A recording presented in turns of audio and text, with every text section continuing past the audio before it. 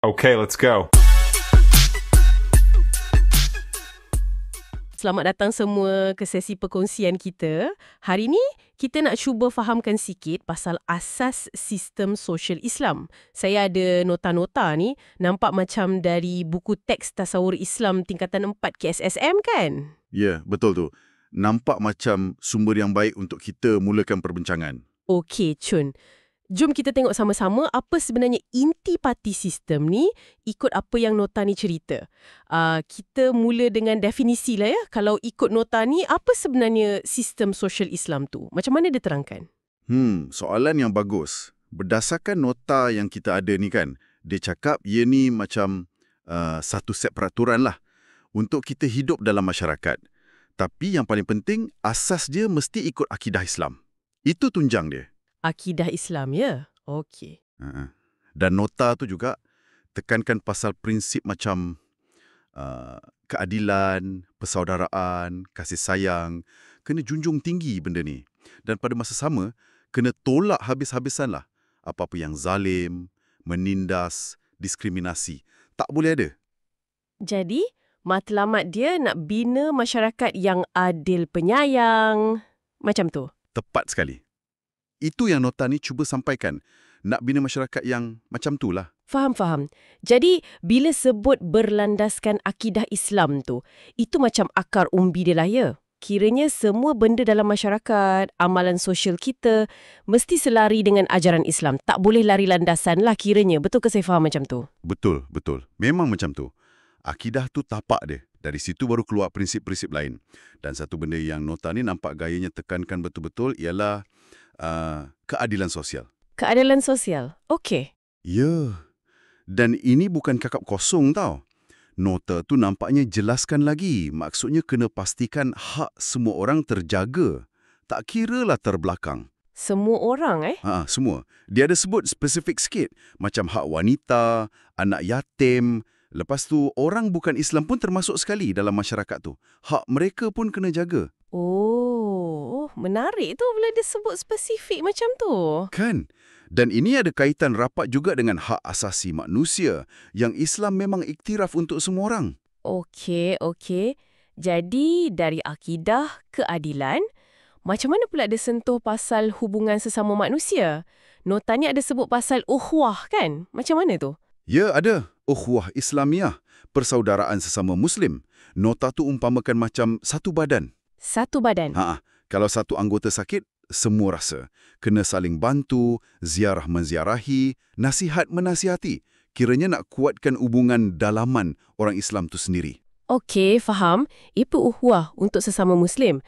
Macam mana pula hubungan dengan orang lain yang bukan Islam dalam masyarakat tu? Ada nota ni sentuh tak? Ada.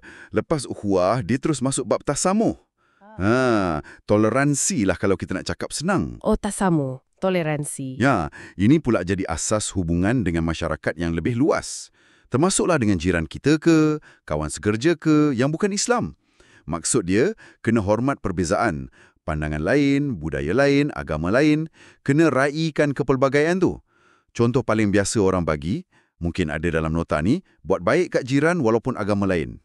Jadi ukhuwah tu kuatkan dalaman. Tasamuh pula jaga hubungan luaran. Macam tu ke? Lebih kurang macam itulah. Dua-dua penting, tapi fungsi dia lain sikit. Satu untuk perpaduan dalaman, satu lagi untuk keharmonian dengan semua orang. Faham. Jadi ada keseimbangan kat situ.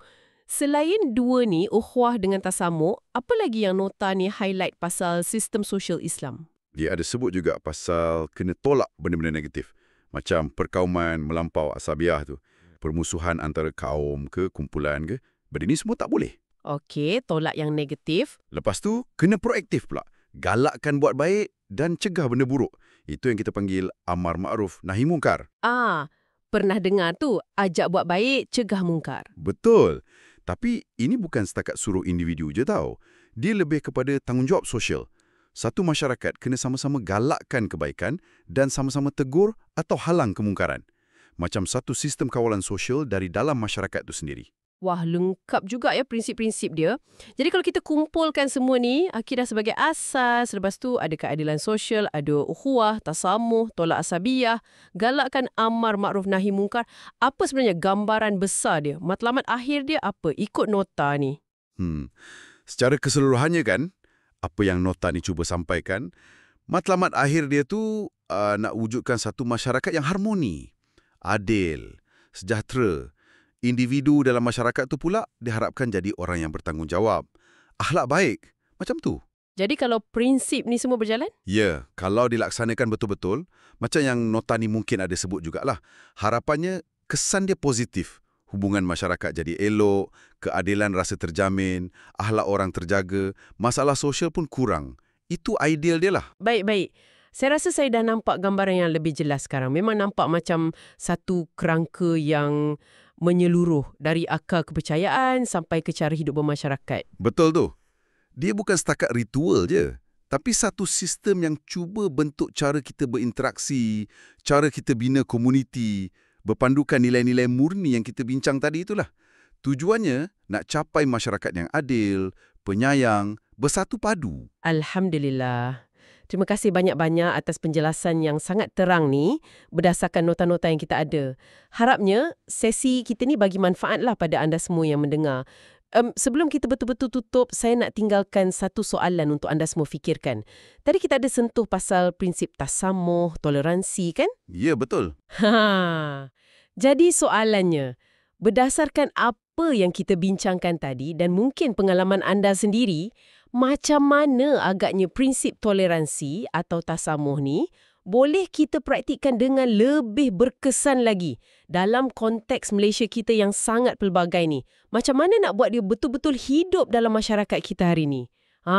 Itu soalan untuk dibawa pulang dan difikirkan.